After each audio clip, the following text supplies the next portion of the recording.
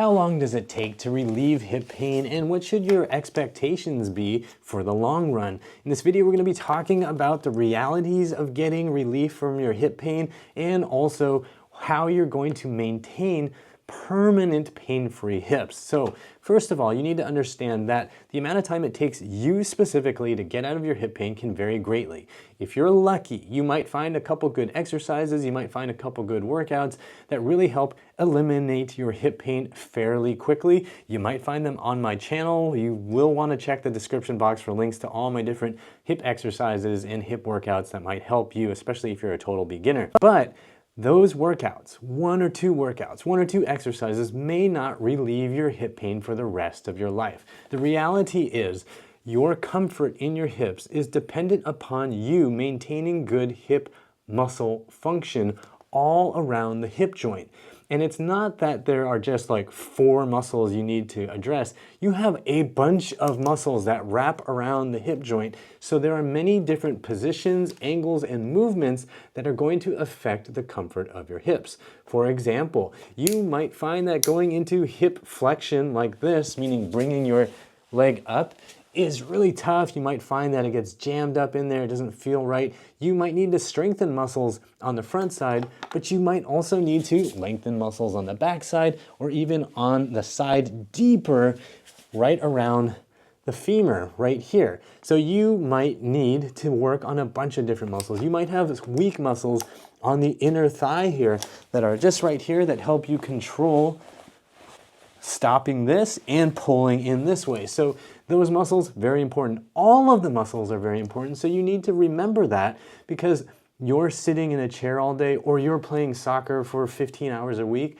are going to really affect how the muscles develop and whether or not there is balance from side to side, front to back, and also balance between those really deep hip muscles like the hip rotator. So your long-term hip pain prognosis is dependent on you learning how to understand and interpret the signals that your body is giving you. And what are those signals? Well, the most clear and obvious one is pain. When you feel pain going into different positions, it's telling you something is out of whack about the musculature around the hip joint. It doesn't mean that your hip socket is too shallow or it's too deep or whatever.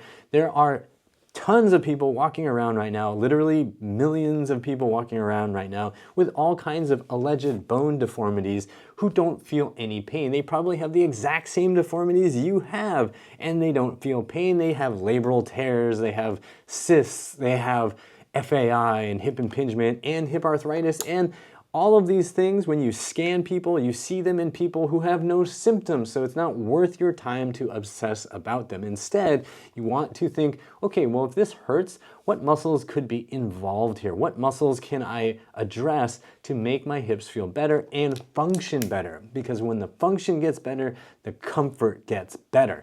Now, this means you have to think outside of the box. You can't just think about squats and deadlifts. You can't just keep thinking about the same gym type normal machine exercises. You have to go beyond that. You have to remember that the hip muscles need different positions, right? You could be down here doing things like that, which create a demand for the glutes to work in a different angle, right? You might need to do things where you're lying on your back, lifting your butt up, using resistance. You might need to use your inner thighs. You might need to use your outer hips here. You might need to do all kinds of different experiments. You're gonna need to use resistance by using ankle weights, by using a barbell, by using kettlebells, finding different ways to add load to what your muscles are doing so that you feel better. Your long-term prognosis also requires you to not freak out. So if every time you feel a little bit of hip pain, you go, oh no, I'm permanently damaged, you are not gonna get better. You're gonna just melt down and then you're gonna have pain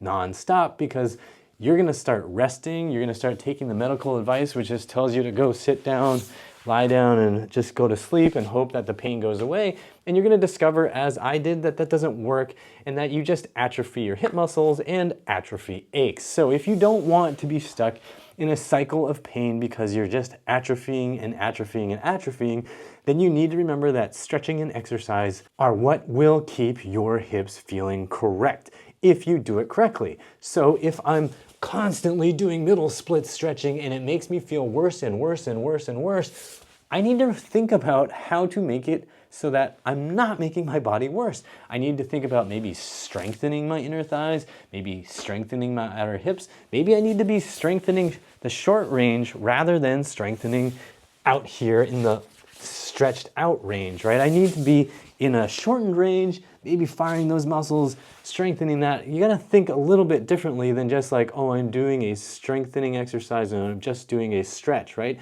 So your hip pain should come back if you get out of balance. And don't freak out when that happens. Just know that it's a signal to you that you need to adjust your training. You need to change what you're doing. Maybe if you're sitting 16 hours a day, you need to sit less. You need to do more training for your posterior, your backside. Maybe if you're playing soccer for 20 hours a week, maybe you do need to stretch more. Maybe you do need to foam roll. Maybe you need a massage. Maybe you need to do more strength work in different positions than you're used to. It's gonna depend on what your life looks like and what you do with your body. And it doesn't mean that pain is permanent damage. It just means you gotta pay attention and start adjusting what you do. So I hope this makes sense. If you're looking for workouts to help you, I encourage you to go down into the description box. Also check out my website at uprighthealth.com/DIY and check out the Healthy Hips program. It'll help you rebuild your hips at home. And if you want more free videos, be sure to check them out here. And as always, I hope you remember that pain sucks. Life shouldn't.